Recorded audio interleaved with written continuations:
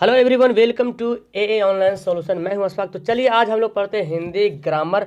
और आप किसी भी बोर्ड से ताल्लुक़ रखते हो, कोई भी बोर्ड आपका हो, बिहार, यूपी, झारखंड, जहाँ के भी हो, और आप अगर क्लास 10, 12, 9, 10 जो भी हो, अगर उसमें हिंदी व्याकरण का सवाल आता होगा तो ये भी वीडियो आपके लिए काफ़ी इंपॉर्टेंट है। तो चलिए स्टार्ट करते हैं, वन बाय वन करके बनाने की कोशिश करेंगे।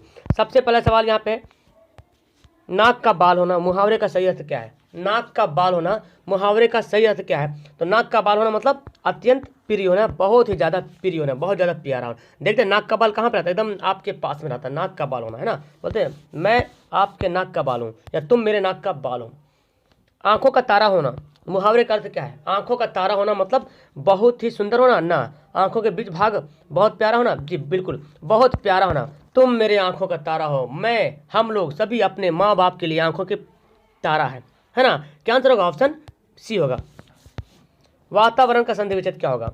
वातावरण, तो इसका सही होगा वात जोड़ आवरण। क्या होगा? वात जोड़ आवरण, इसका आंसर होगा वातावरण। रामायण शब्द किस संज्ञा का उदाहरण है? रामायण किसी खास किताब का नाम है, किसी खास पुस्तक का नाम है, ठीक है। और जिससे किसी खास संज्ञा का पता चले उसको बोलते हैं व्यक्तिवाचक संज्ञा। क्या बोलेंगे? व्यक्तिवाचक संज्ञा। रामायण, महाभारत, कुरान जो भी है, ये क्या है? एक खास पुस्तक का नाम है। जातिवाचक में जैसे कि बोलते धार्मिक किताब। अब धार्मिक किताब कौन सी किताब भाई? अलग जैन धर्म, बौद्ध, इस्लाम, हिंदू, बहुत अलग अलग धर्म की अलग अलग किताबें हैं। तो सिर्फ धार्मिक किताब बोल दिया जाए तो जातिवाचक संज्ञा। नदी, पहाड़, ये सब है ना। चलिए, किस सर्वनाम का उदाहरण, कोई किस सर्वनाम का उदाहरण है? इससे पहले मैं आपको होमवर्क देता हूँ। आपका पहला होमवर्क ये है कि सर्वनाम के कितने भेद हैं। आपको ऐसा करना है, जितना मैं दे रहा हूँ होमवर्क, सभी होमवर्क को नीचे कमेंट करना, एक ही कमेंट में सभी होमवर्क कमेंट कर देना है, ठीक है। सर्वनाम के कितने भेद ये करना है, बाकी आप देख लीजिए किताब खोल, जब देखिएगा कितने भेद है तो याद भी हो जाएगा ना, कौन कौन भेद गिन लीजिएगा, ठीक है। लेकिन कमेंट जरूर कीजिएगा कि सर्वनाम के कितने भेद है। तो बोला कोई किस सर्वनाम का उदाहरण है? कोई जो है अनिश्चय, पता ही नहीं चल रहा, कोई आपको याद कर रहा, कौन है भाई? पता ही नहीं चल रहा कौन है ना। तो ये हो गया अनिश्चयवाचक सर्वनाम। जिसके लिए काम किया जाए उसे कौन सा कारक कहते हैं? कारक के कितने भेद हैं ये भी आपका होमवर्क मिलेगा। आपको सेकंड होमवर्क मिलेगा कि कारक के कितने भेद हैं, कारक के कितने भेद है, ये आपको होमवर्क कमेंट करना है। तो बोला कि जिसके लिए कोई काम किया जाए, तो जिसके लिए उसको संप्रदान कारक, क्या बोलेंगे? संप्रदान कारक। इसका पहचान है के लिए लिखा है, को, के लिए या को लगा, मेरे को, है ना। तो के लिए संप्रदान कारक है। अगला सवाल पढ़ते हैं। भारत की राष्ट्रभाषा क्या है? भारत की राष्ट्रभाषा क्या है? उर्दू, हिंदी, अंग्रेजी? तो इजी है। भारत की राष्ट्रभाषा क्या है? हिंदी, जो भारत की राष्ट्रभाषा है। अगला प्रश्न है, पुष्प कौन सा शब्द है? पुष्प, है ना, पुष्प कौन सा शब्द है? तत्सम, तद्भव, देशज, विदेशज। देखिए, तो पहले तो पुष्प के बारे में बता दूं, पुष्प क्या है? तत्सम शब्द है। कौन सा है? तत्सम शब्द है। और इसका तद्भव क्या बनेगा? हम लोग बोलते फूल। क्या बोलते हैं? फूल, है ना, फूल। ये है क्या? तद्भव शब्द है। आपको मैं बता दूं, शब्द उत्पत्ति के दृष्टिकोण से, उद्गम, क्या बोलते हैं? उद्गम के दृष्टिकोण से शब्द के चार भेद हैं और यही चारों शब्द हैं, ठीक है। साल में आता है उत्पत्ति या उद्गम। उ या हर्षऊ या दीर्घऊ, इसका उच्चारण होता है वो कहाँ से होता है? दंत से होता है, कंठ से होता है, ओष्ठ होता है, ये कोई नहीं। तो ऊ जब बोले, देखो ऊ, है ना, तो आपको पता चला ओष्ठ से क्या सवाल निकल रहा? ओष्ठ से सवाल निकलता है। इसका आंसर क्या होगा? ओष्ठ। का वर्ग का उच्चारण आता है। का वर्ग, देखिए का वर्ग में कौन कौन आता है? का वर्ग में कौन कौन से आता है? क, ख, ग, घ, है ना। तो का वर्ग का उच्चारण होता है कहाँ से? कंठ से होता है। कहाँ से होता है? कंठ से होता है, ठीक है। चलिए आगे सवाल पढ़ते हैं। इनमें से कौन सा शब्द संज्ञा से बना हुआ विशेषण नहीं है? संज्ञा से बना हुआ विशेषण नहीं है। देखिए, नमकीन, नमक से बना क्या? नमकीन, ठीक है। धनवान, धन से क्या बना? धनवान। दयालु, दयालु। अब फुर्ती, क्या है? फुर्ती। विशेषण कौन से? तो दयालु किसको बोलते हैं? जो दयालु करता है ना जी। संज्ञा से बना हुआ विशेषण कौन नहीं है? तो नमक, नमक से बना नमकीन, तो नमक क्या है? संज्ञा है, बना नमकीन, हो गया विशेषण। दयालु कोई आदमी होगा और उस आदमी से दया करने वाला क्या बोलेंगे? दयालु, तो ये भी हो गया विशेषण। धनवान, धनी को बोलते हैं धनवान। लेकिन फुर्ती, ये तो ऑलरेडी किसी से तो बना ही नहीं, है ना। फुर्ती किसी से नहीं बना, ठीक है। तो यही हो जाएगा आंसर, क्या? ऑप्शन डी हो जाएगा। ये जो है विशेषण नहीं है संज्ञा से बना हुआ। कौन सा शब्द है संज्ञा से बना हुआ विशेषण? देखिए, संज्ञा से बना हुआ विशेषण, इच्छुक, प्यास, पशु या संतोष। संज्ञा से बना हुआ विशेषण, तो देखिए इच्छुक, इच्छुक किसको बोलते हैं? इच्छा रखने वाला या इच्छा करने वाला, इच्छुक बोलते हैं, ठीक है। तो इसका आंसर ऑप्शन क्या होगा? ए जो होगा सही आंसर हो जाएगा। इनमें से किस शब्द में वर्ण संबंधी अशुद्धियां नहीं है? अशुद्धि नहीं है मतलब 3 सही है और 1 गलत है। ठीक है। अशुद्धियाँ नहीं है, सॉरी, अशुद्धियाँ नहीं मतलब एक सही है, बाकी 3 गलत है। अध्ययन, आगामी, अधीन या उज्ज्वल। तो यहाँ पे देख रहे हैं अध्ययन भी गलत है, आगामी भी गलत है और उज्ज्वल भी गलत है। अधीन जो क्या वो सही है। अशुद्धि नहीं है तो कौन है, अधीन, शुद्ध है। अगर देखा जाए अध्ययन, तो अध्ययन को कैसे लिखते हैं, देखिए ये लिखते हैं ऐसे अध्ययन। आगामी, आगामी नहीं होता, आगामी होता है। क्या होता है, आगामी। और उज्ज्वल ऐसे नहीं होता है, उज्ज्वल, देखिए देखिए ऐसे होता है उज्ज्वल, ठीक है। चलिए अगला सवाल बोलते हैं, संज्ञा के कितने भेद है, पता आपको संज्ञा के कितने भेद है, संज्ञा के 5 भेद है। याद करेंगे संज्ञा कितने भेद है, 5 भेद हैं। ओके, सबका नाम भी याद होगा आपको। ओके, चलिए अगला सवाल देखते हैं। सिरतोड़ में कौन सा समास है, सिरतोड़ में कौन सा समास है। तो देखिए सिरतोड़ कौन सा समास है, तो आप देखिए सिरतोड़ का अगर आप ये करोगे, विग्रह करोगे, इसका मतलब क्या होता है, सिर को तोड़ने वाला, है ना। सिरतोड़ मतलब सिर को तोड़ने वाला। तो जिस तरह से कर्म और तत्पुरुष दोनों मिल जाए तो कर्म तत्पुरुष होता है। क्या होता है, कर्म तत्पुरुष। तो जैसे इसका और एग्जाम्पल हो जाएगा, यशोधा, यशोदा यश को देने वाला। शत्रुधन या शत्रुधन शत्रु को मारने वाला, ठीक है। तो ये क्या होगा, सिरतोड़ क्या हो जाएगा, कर्म तत्पुरुष समास है। चलिए अगला सवाल पढ़ते हैं, कौन सा शब्द गुणवाचक विशेषण है। लाल फूल, 5 लड़के 10 हाथी, इनमें से कोई नहीं। तो गुणवाचक, जिससे गुण पता चले, तो लाल फूल क्या है, लाल फूल क्या है, एक गुणवाचक विशेषण है। अगला सवाल है, कौन सा शब्द परिणाम बोधक विशेषण है। कौन सा शब्द जो है परिणाम बोधक विशेषण, परिणाम जिसे पता चल रहा, शेर भर दूध, 4 गज या सब धन, इनमें से कोई नहीं। परिणाम, जिसे परिणाम पता चले, शेर भर दूध 4 गज, तो शेर भर दूध क्या, ये परिणाम पता चल रहा, ठीक है। और 4 गज परिणाम, बल्कि ये संख्या पता, कितना गज, 4 गज, 5 गज। तो आंसर क्या हो जाएगा, शेर भर दूध, आधा लीटर दूध, ऐसे बोलते ना, ये परिणाम विशेषण हुआ, परिणाम बोधक विशेषण। दांत का उच्चारण स्थान क्या है, नाक, कोष्ठ, ओंठ। तो जब दांत से बोलते हैं ना, जैसे ता, था, दा, धा, तो मेरे ख्याल से यहाँ पे मिस्टेक है, दांत नहीं, यहाँ पे दा होना चाहिए, दा। दा का उच्चारण स्थान कौन है, दा का उच्चारण स्थान कौन है, तो दा, ता, था, दा, है ना। तो देखो नाक से भी नहीं आ रहा।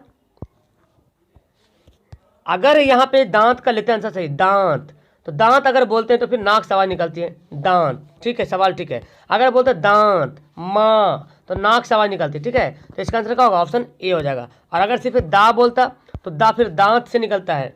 ओके, चलिए हिंदी भाषा किस लिपि में लिखी जाती है, हिंदी भाषा किस लिपि में लिखी जाती है। तो हिंदी भाषा जो है देवनागरी लिपि में लिखी जाती है, ठीक है। पहले एग्जाम देते थे तो लिखना पड़ता था आपको, भाषा क्या है, लिपि, देवनागरी। अब तो सारा कुछ लिखा रहता है, ठीक है।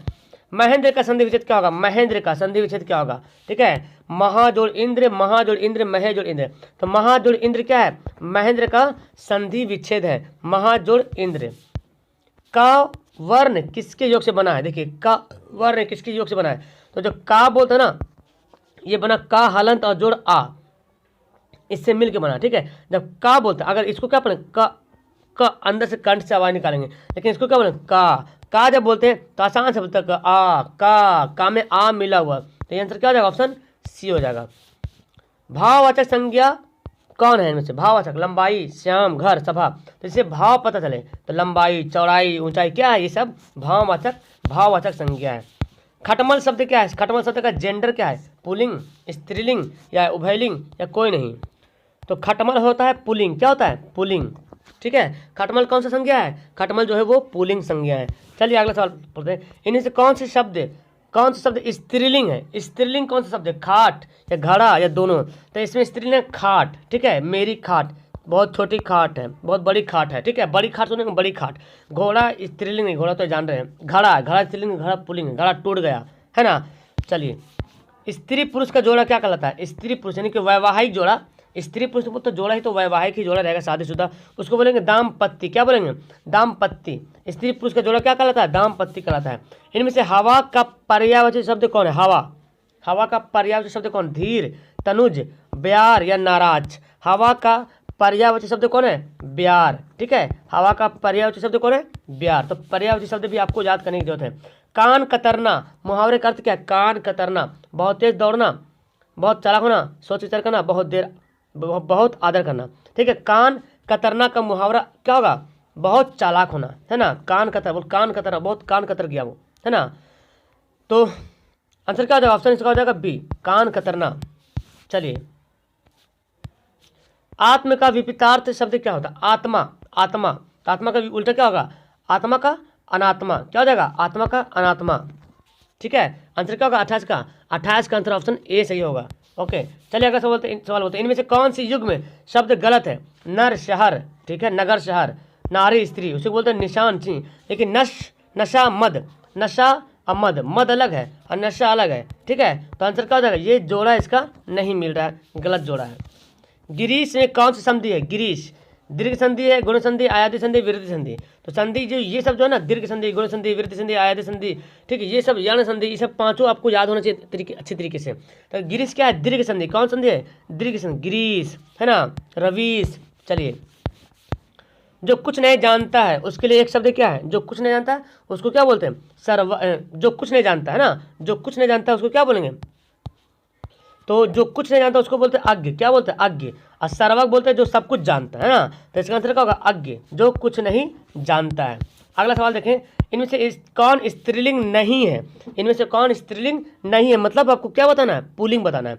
सूचना मिली है, बोलते हैं ना, सूचना मिल गई, मतलब ये स्त्रीलिंग है। कल्पना, ये मेरी कल्पना है ना। परीक्षा हो रही है। आकाश ऊंची नहीं है, आकाश बहुत ऊंचा। क्या बोलते हैं? आकाश बहुत ऊंचा है। अगला सवाल बोलते हैं, मेरी परीक्षा की तिथि आ गई, स्त्रीलिंग कौन है? मेरी परीक्षा की तिथि आ गई, इसमें स्त्रीलिंग कौन है? तिथि, परीक्षा, या दोनों पुल्लिंग या दोनों स्त्रीलिंग। तो यहाँ पे देखें, मेरी परीक्षा का पहले क्या लिखा है? मेरी, ना कि मेरा लिख रहा। तिथि, तो की तिथि, तो यहाँ पे क्या पता चला? दोनों क्या है? स्त्रीलिंग है। दोनों क्या है? स्त्रीलिंग है। अगला सवाल पढ़ते हैं, कवि का स्त्रीलिंग क्या है? कवि, देखिए यहाँ पे ध्यान से, कवि का स्त्रीलिंग क्या होता है? अक्सर इसको लिखने में भी गलती करते बहुत सारे स्टूडेंट। कवि का स्त्रीलिंग क्या है? कवयित्री। क्या है? कवयित्री। आंसर क्या होगा? ऑप्शन ए बिल्कुल सही होगा। अगला सवाल देखते हैं, सर्वनाम के कितने भेद है? ओह माय गॉड, अभी तो मैं तुरंत ही इसके बारे में मैं होमवर्क दिया था और होमवर्क का आंसर यहाँ पे मिल रहा। सर्वनाम के कितने भेद है? सर्वनाम के 6 भेद है। तो अब आपको होमवर्क मिलेगा, सर्वनाम को जो 6 भेद है उन 6 भेद का नाम जरूर लिखना होमवर्क में। ठीक है, आपको तो पता चल गया, मैं होमवर्क भी दिया था सर्वनाम के कितने भेद है। तो 6 भेद है। अब 6 भेद कौन कौन से होमवर्क में आप लिखेंगे कमेंट करके। रोहन पटना जाएगा में काल कौन सा है? जाएगा, अभी गया नहीं, जाएगा मतलब कि भविष्य काल। क्या है? भविष्य काल। रोहन पटना जाएगा, अभी टाइम है जाने में। तत्सम शब्द सुनिए, तत्सम शब्द है अश्रु, आंसू, आय, आग। तत्सम शब्द, अक्सर तत्सम शब्द जो होता है ना वो संस्कृत टाइप का होता है, संस्कृत टाइप का। इसका पहचानने का सिंपल ट्रिक है, तत्सम शब्द जो रहेगा वो संस्कृत टाइप का रहेगा। तो अश्रु क्या है? ये तत्सम शब्द है। ठीक है, वर्णों या ध्वनियों के सार्थक मेल किससे क्या बनता है? वर्णों या ध्वनियों के सार्थक मेल से क्या बनता है? संज्ञा, शब्द, सर्वनाम, शब्द, वाक्य। तो देखो, वर्णों के मेल से बनता है, क्या बनता है? अब शब्द बनता है। क्या बनता है? वर्णों के मेल से शब्द बनता है, और शब्द अगर मिल जाएगा तो बन जाएगा क्या? वाक्य बन जाएगा। समझ में आ रहा ना? वर्णों के मेल से शब्द बनता है और शब्दों के मेल से वाक्य बनता है। के लिए किस कारक का चिन्ह है? अभी मैं बताता, के लिए किस कारक का चिन्ह है? तो के लिए क्या है? संप्रदान कारक का चिन्ह। क्या है? संप्रदान कारक का चिन्ह है, यानी कि आंसर क्या होगा? ऑप्शन सी हो जाएगा। पेड़ से पत्ते गिरते हैं, इस वाक्य में से किस कारक का चिन्ह है? पेड़ से पत्ते गिरते हैं, है ना, से जो आ रहा है ना, पेड़ से पत्ते गिरते हैं, तो से जो आ रहा है कौन सा कारक है? तो देखिए, पेड़ से पत्ते गिरते हैं मतलब पेड़ अलग हो गया, पत्ते अलग हो गए। तो पेड़ अलग और पत्ते अलग, ऐसा जब आएगा तो उसको बोलेंगे क्या? अपादान। क्या बोलेंगे? अपादान। एक और होता है करण भी होता है, कर्ता ने कर्म को करण से, तो करण की भी पहचान से है और अपादान की भी पहचान से है। लेकिन अपादान में एक खास बात यह है कि इससे पता चलेगा, वाक्य पढ़ने के बाद लगेगा कोई चीज़ अलग हो रहा। गंगा से नदी बहती है, तो गंगा अलग, नदी अलग। ठीक है, और करण बोले तुम मेरे किताब से पढ़ते हो, तो क्लियर से बात, मेरे किताब से पढ़ते हो, ये सिंपल सा हो गया। ठीक है, चलिए, कोई रो रहा है, वाक्य में कोई कौन सा सब विशेषण है? कोई रो रहा है, कौन सा विशेषण है? तो कोई, यहाँ बोला कोई रो रहा है, गुणवाचक, परिणामवाचक, संख्यावाचक या सर्वनामिक विशेषण। तो आपको यहाँ पे ऑप्शन तो पता नहीं चल रहा, लेकिन हाँ कोई तो है ना, सर्वनामिक विशेषण। क्या है? सर्वनामिक विशेषण है। क्लियर है? चलो अगला सवाल होता है, उसका चेहरा गोल है, वाक्य में गोल कौन सा विशेषण है? गोल। कैसा है उसका चेहरा? गोल है। संख्या, गुणवाचक, ना ना ना, क्या होगा? उसका चेहरा गोल का मतलब हुआ उसका गुण बारे में बता रहा है। चेहरा काला है या गोर है या गोला है, गोर है या गोला है, ठीक है, गोल है या चौड़ा है, लंबा, इस तरह बोलेंगे। चलिए, धार्मिक पुस्तक कौन सी संज्ञा है? देखिए, धार्मिक पुस्तक कौन संज्ञा हो गया, जातिवाचक संज्ञा हो जाएगा धार्मिक पुस्तक। ठीक है। गुणवाचक विशेषण कौन नहीं है, इनमें से कौन गुणवाचक विशेषण नहीं है, तो काली, गोल, अच्छा, कुछ। गुणवाचक विशेषण खोजना है तो काली, लड़की कैसी है, काली है। तो ये कैसे समान, कोई समान कैसा है, तो गोल है। उसकी आंखें कैसी, तो गोल है। अच्छा है, तो यहाँ पे पता है कुछ, ये कुछ जो है सर्वनाम गुणवाचक विशेषण नहीं है कुछ। आंसर क्या होगा, ऑप्शन डी इसका राइट आंसर हो जाएगा। छा ध्वनि के किस अंतर्गत, किसके अंतर्गत आता है, छा। तो छा जो होता है ना, का, शा, चा, के एस एच बोलते हैं, ये के एस एच मिल के बनता छा यानी कि ये क्या है, ये ध्वनि जो है क्या है, संयुक्त वर्ण है। क्या है, संयुक्त वर्ण है। आंसर क्या होगा, ऑप्शन सी हो जाएगा। उत्तम पुरुष कौन होता है, उत्तम पुरुष। ठीक है, तो उत्तम पुरुष बोलता है जो बात करता है, जो बोलता है उसको उत्तम पुरुष मतलब फर्स्ट पर्सन जिसको बोलते हैं। तो मैं क्या हो गया, उत्तम पुरुष हो गया। और जिससे बात करता है यानी कि जो सुनता है वो क्या होगा, द्वितीय पुरुष, या तो बोलते हैं उसको बोलेंगे उत्तम पुरुष, मध्यम पुरुष। ठीक है, और एक होता है अन्य पुरुष, मतलब जो यहाँ पे है नहीं, जिसके बारे में बात किया जा रहा है। तो तुम क्या हो जाएगा, मध्यम पुरुष जो सुनता है, और वह वे लोग जिसके बारे में बोला जाता है, इसको बोले अन्य पुरुष, first person, second person, third person. ठीक है। वाक्य में कौन सा वाक्य शुद्ध है, शुद्ध वाक्य कौन है, मेरी किताब नहीं है, राधा ने पानी पिया है, सीता का परीक्षा हो गया है, अशोक रो रहा है। ठीक है, इसमें से शुद्ध अशुद्ध वाक्य चुनना, अशुद्ध है तो मेरी किताब नहीं है तो ठीक है, राधा ने पानी पिया ये भी ठीक है, अशोक रो रहा ये भी ठीक है। तो पता क्या चल रहा, सीता का परीक्षा नहीं बल्कि सीता की परीक्षा हो गई है, सीता की परीक्षा हो गई है तब होता। तो ये क्या हो जाएगा, अशुद्ध हो गया। 47 का आंसर क्या होगा, ऑप्शन सी हो जाएगा। कौन सा शब्द शुद्ध है, शुद्ध शब्द चुनना है, भूतकाल, परीक्षा, परिस्थिति, आविष्कार। ठीक है, तो भूतकाल में देखिए ये क्या है, गलत है, तो इसका शुद्ध आंसर क्या होगा, इसका शुद्ध आंसर होगा ऑप्शन सी, परिस्थिति, ये सही लिखा हुआ है। आविष्कार ऐसे नहीं होता, आकर आ होता है, आविष्कार होता है, क्या होता है, आविष्कार होता है। परीक्षा तो पता है आपको दीर्घई काल होता है, परीक्षा देखिए ऐसे होता है। ठीक है, और भूतकाल में दीर्घऊ काल होता है, तो दीर्घऊ काल होता है भूतकाल में। तो पता क्या चल रहा है, आंसर सी क्या होगा, राइट आंसर होगा। विशेषण के कितने भेद है, लीजिए विशेषण के कितने भेद हैं, तो विशेषण के 4 भेद है। कितने भेद है, विशेषण के 4 भेद है, याद है। चलो, उंगली उठाना, मुहावरे का अर्थ क्या है, उंगली उठाना, बोलते हैं मेरे पे उंगली मत उठाओ, मेरे पे उंगली मत उठाओ, मतलब कि क्या होगा, दोष लगाना, मेरे पे दोष लगा रहा कोई, है ना, मुंह तो जवाब देना नहीं, दोष लगा, बोलते मेरे पे उंगली उठा रहे तुम मेरे पे उंगली उठाने की कोशिश कैसे की, तुमने कैसे कोशिश की मेरे पे उंगली उठाने की, ये हो गया दोष लगाना। अगला सवाल बोलते हैं आस्तिक का विलोम क्या होगा, आस्तिक, आस्तिक, आस्तिक बोलते हैं जो भगवान को मानता है, और जो भगवान को नहीं मानता वो नास्तिक। क्या हो जाएगा, नास्तिक, यानी कि क्या बोलते हैं उसको, नास्तिक, भगवान को नहीं मानने वाला। आंसर क्या हो जाएगा, ऑप्शन बी हो जाएगा।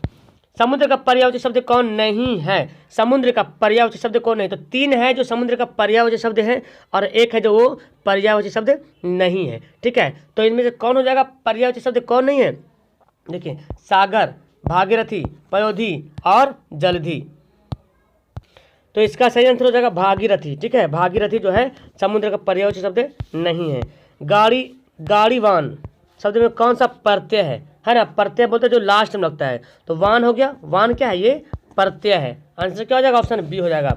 प्रत्याशा का संधि विच्छेद क्या है, प्रत्याशा, है ना, तो इसको क्या बोलेंगे, प्रति जोड़ आशा। क्या हो जाएगा, प्रत्याशा, प्रति जोड़ आशा, है ना, देखिए यहाँ पे आश लिखा हुआ है, प्रति जोड़ आशा।